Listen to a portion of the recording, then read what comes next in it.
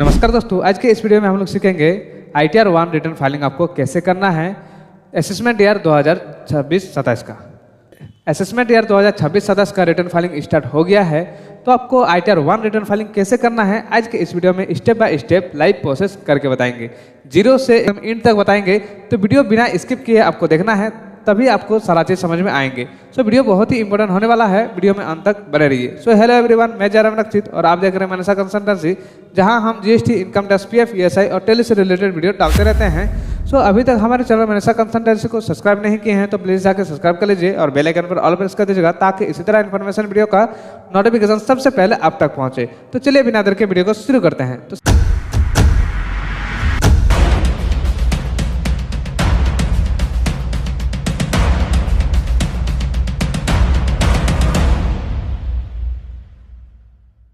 सबसे पहले आपको इनकम टैक्स पोर्टल पर लॉगिन कर लेना होगा।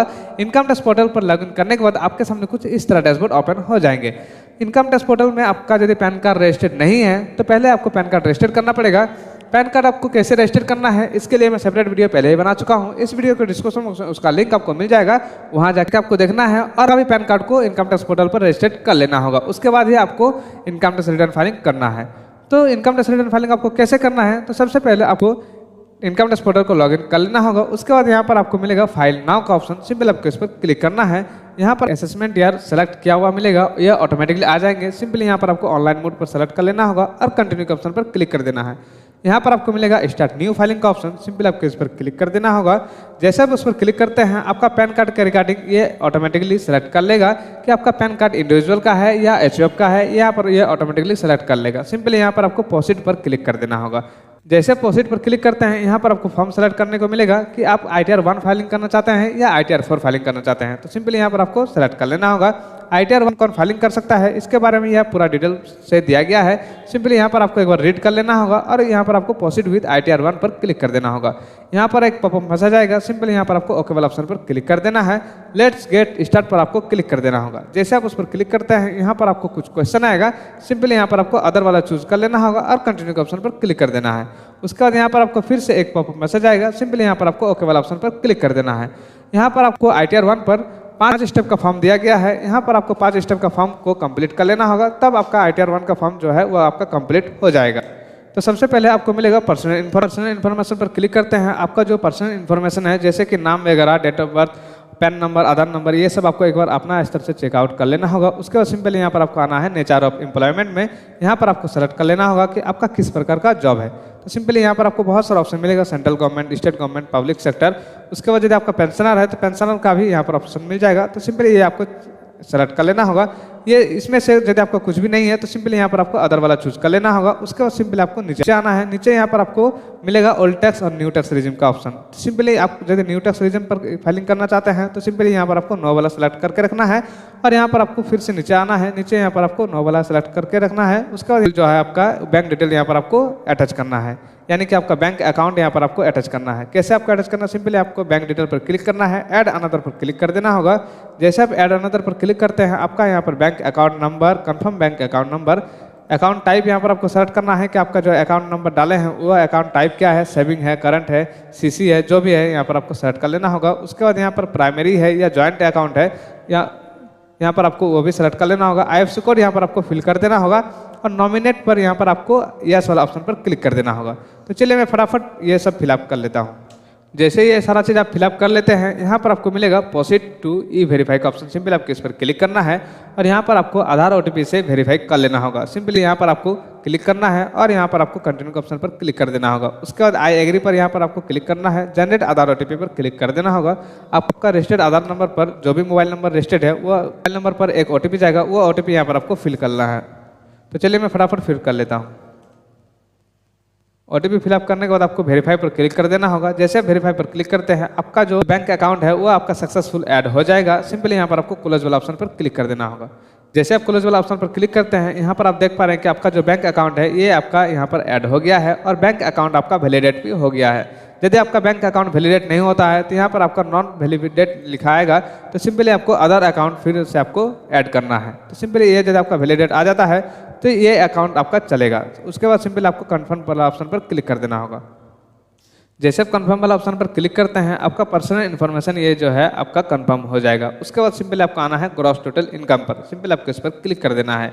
जैसे आप उस पर क्लिक करते हैं यहाँ पर आपको सबसे पहले मिलेगा इनकम फ्रॉम सैलरी।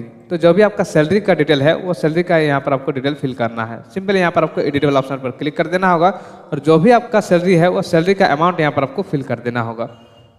तो जैसे आप सैलरी वाला अमाउंट यहाँ पर फिल कर देते हैं आपको नीचे आना है। नीचे यहाँ पर आपका जो स्टैंडर्ड डिडक्शन 75,000 जो है वो आपका ऑटोमेटिकली ले लेंगे। सिंपली यहाँ पर आपको सेव वाला ऑप्शन पर क्लिक कर देना होगा। जैसे आप सेव वाला ऑप्शन पर क्लिक करते हैं ये आपका जो सैलरी का डिटेल है यानी कि सैलरी का जो अमाउंट है यहाँ पर आपका आ जाएगा। उसके बाद यहाँ पर आपका यदि हाउस प्रॉपर्टी का इनकम है तो यहाँ पर आप डाल सकते हैं, नहीं है तो सिंपल यहाँ पर आपको अदर सोर्स पर आ जाना होगा।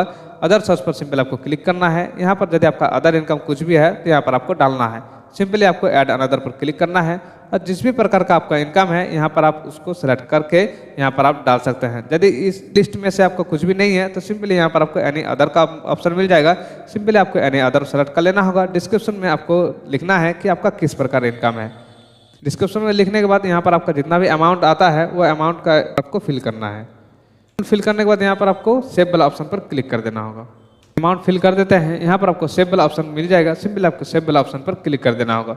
जैसे आप सेव वाला ऑप्शन पर क्लिक करते हैं यहाँ पर आपका जो अदर इनकम है वो भी यहाँ पर आपका आ जाएगा। उसके बाद सिंपल आपको नीचे आना है। नीचे यहाँ पर आपको मिलेगा एग्जाम्प्ट इनकम। यदि आपका एग्जाम्प्ट इनकम कुछ भी है तो यहाँ पर आप डाल सकते हैं, जैसे एग्रीकल्चर वगैरह तो यहाँ पर आप डाल सकते हैं। उसके बाद यहाँ पर आपको लॉन्ग टर्म कैपिटल गेन का भी ऑप्शन मिलेगा। यदि आपका लॉन्ग टर्म कैपिटल गेन है तो उसका भी डिटेल यहाँ पर आपको डालना है।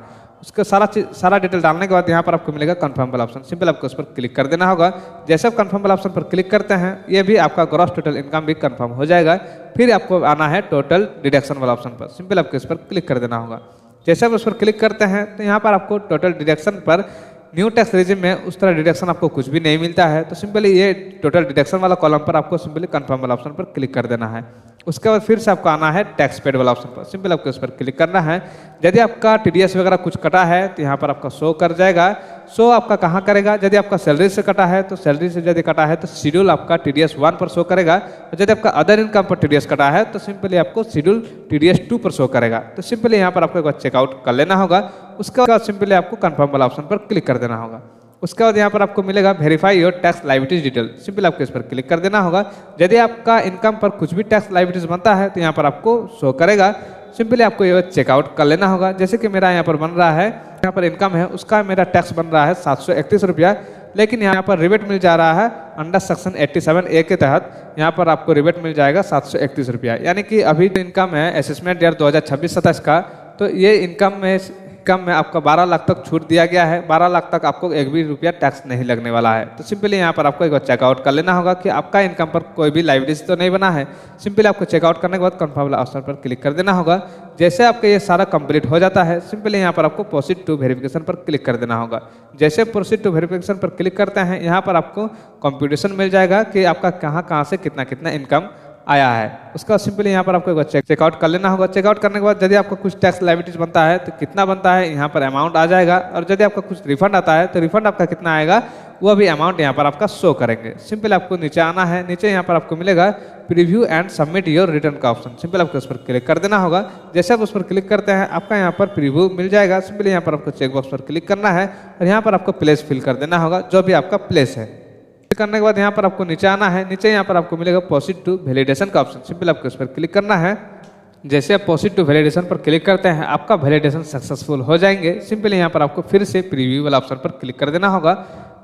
जैसे प्रीव्यू वाला ऑप्शन पर क्लिक करते हैं यहाँ पर आपको फिर से मिलेगा प्रोसीड टू वैलिडेशन का ऑप्शन। सिंपल आपको इस पर क्लिक कर देना होगा। जैसे प्रोसीड टू वैलिडेशन पर क्लिक करते हैं यहाँ पर आपको ई वेरीफाई का ऑप्शन मिल जाएगा। तो सिंपली यहाँ पर आपको ई वेरीफाई नाउ पर यदि आप करते हैं तो आपका इंस्टेंटली ई वेरीफाई हो जाएंगे आधार OTP से। और यदि आप ई वेरीफाई लेटर करते हैं तो आप ई वेरीफाई 30 दिन के अंदर कभी भी कर सकते हैं। तो यहाँ पर आपको ई वेरीफाई कर लेना होगा। सिंपली आपको ई वेरीफाई नाउ पर क्लिक करना है और कंटिन्यू ऑप्शन पर क्लिक कर देना होगा। उसके बाद यहाँ पर आपको मिलेगा आधार OTP से वेरीफाई करने का ऑप्शन मिल जाएगा। तो सिंपली आपको I would like to verify पर क्लिक कर देना होगा और कंटिन्यू के ऑप्शन पर क्लिक कर देना है। आई एग्री पर क्लिक करना है और यहाँ पर आपको जनरेट आधार OTP पर क्लिक कर देना होगा। आपका रजिस्टर्ड मोबाइल नंबर पर एक OTP जाएगा, वो OTP यहाँ पर आपको फिल करना है। ओटीपी डालने के बाद जैसे आप वेरीफाई पर क्लिक करते हैं, यहाँ पर आपको मिलेगा confirm submission of return. Simple आपको इस पर सबमिट वाला ऑप्शन पर क्लिक कर देना होगा। जैसे आप सबमिट वाला ऑप्शन पर क्लिक करते हैं, यहाँ पर आपका सबमिटेड सक्सेसफुल हो जाएंगे। यहाँ पर आपको सिंपली प्रोसीड वाला ऑप्शन पर क्लिक कर देना होगा। जैसे प्रोसीड वाला ऑप्शन पर क्लिक करते हैं, आपका ITR रिटर्न फाइलिंग कंप्लीट हो जाएंगे। तो इस प्रकार आपको भी अपना इनकम टैक्स रिटर्न फाइलिंग कर लेना होगा। आपको इनकम टैक्स का रिसिप्ट चाहिए तो सिंपली यहाँ पर आपको डाउनलोड रिसिप्ट पर क्लिक कर देना होगा। जैसे आप डाउनलोड रिसिप्ट पर क्लिक करते हैं, आपका जो ITR है वो आपका एक्नॉलेजमेंट कॉपी यहाँ पर आपका डाउनलोड हो जाएंगे। तो इस प्रकार आपको भी अपना इनकम टैक्स रिटर्न फाइलिंग कर लेना होगा, ITR 1 रिटर्न फाइलिंग कर लेना होगा। आई होप इस वीडियो में आपको सारा चीज़ समझ में आ गया होगा। यदि आपको इसमें कुछ भी डाउट होता है तो कमेंट सेक्शन में कमेंट कर सकते हैं। कमेंट का रिप्लाई मैं जल्दी देने का कोशिश करूंगा। और इसी तरह इन्फॉर्मेशन वीडियो पाने के लिए हमारे चैनल में अभी तक सब्सक्राइब नहीं किए हैं तो प्लीज़ जाकर सब्सक्राइब कर लीजिए और बेल आइकन पर ऑल प्रेस कर दीजिएगा, ताकि इसी तरह इन्फॉर्मेशन वीडियो का नोटिफिकेशन सबसे पहले आप तक पहुंचे। फिर मिलता है इसी तरह इन्फॉर्मेशन वीडियो के साथ, तब तक के लिए जय हिंद, वंदे मातरम, थैंक यू।